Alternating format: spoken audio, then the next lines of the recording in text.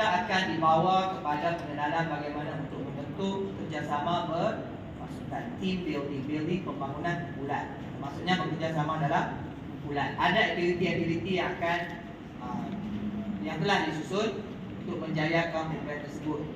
Aktiviti dalam kumpulan. Sebab badan pengawas ini mesti bergerak secara berkumpulan. Apa contoh aktiviti pengawas ataupun kerja buat pengawas yang perlukan kumpulan? Banyaklah tu pagi-pagi kan. Masa dan ambil tender scan semua tu mesti dalam kumpulan. Seorang tengok, seorang scan. Kemudian kalau ada spot check, boleh tak ketua pengawas seorang ada pergi?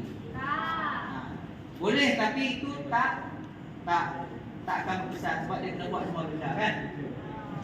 Baik, lepas itu kita rehat sekejap, kita ada break, lebih kurang setengah jam, kamu akan bersarapan pagi. Alright, so nanti akan dibekalkan sarapan. Then kita sambung 10.30 sesi kedua. LDK kedua iaitu simulasi tugas pengawas.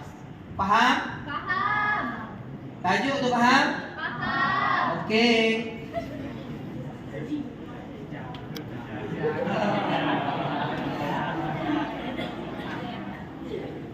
Apa yang kamu faham? Tugas simulasi. Saya nak tanya berkaitan simulasi je. Tu dia lah.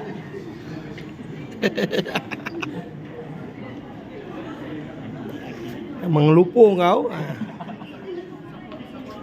Okey, selain daripada kita tahu apa kita nak buat, apakah antara kemahiran yang perlu ada pada seorang pengawas atau seorang pelajar atau seorang individu? Kamu akan belajar, kamu dah belajar sekolah, nanti keluar universiti dan bekerja.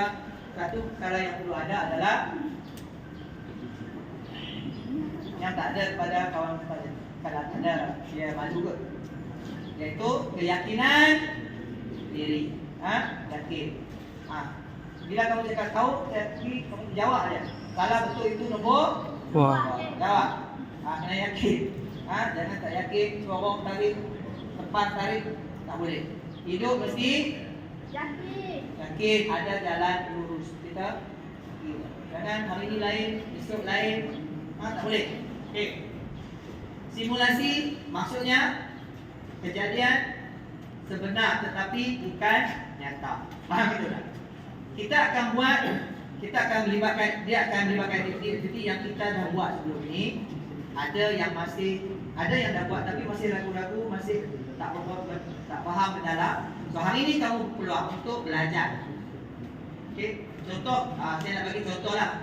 Kata simulation ini banyak digunakan dalam bidang penerbangan contohnya. Yang memandu kapal terbang tu kan, tahu juru terbang, pilot lah. So nak jadi pilot, kita kena belajar simulasi. Kemudian praktikal. So praktikal dia bukan tak bagilah kita bawa ke bawah kapal terbang terus. Harga kapal terbang berapa? Juta-juta kan? So kalau dia bawa tak mana? Habis. So dia ada satu sesi simulasi. Dia buat alat yang keadaan rasa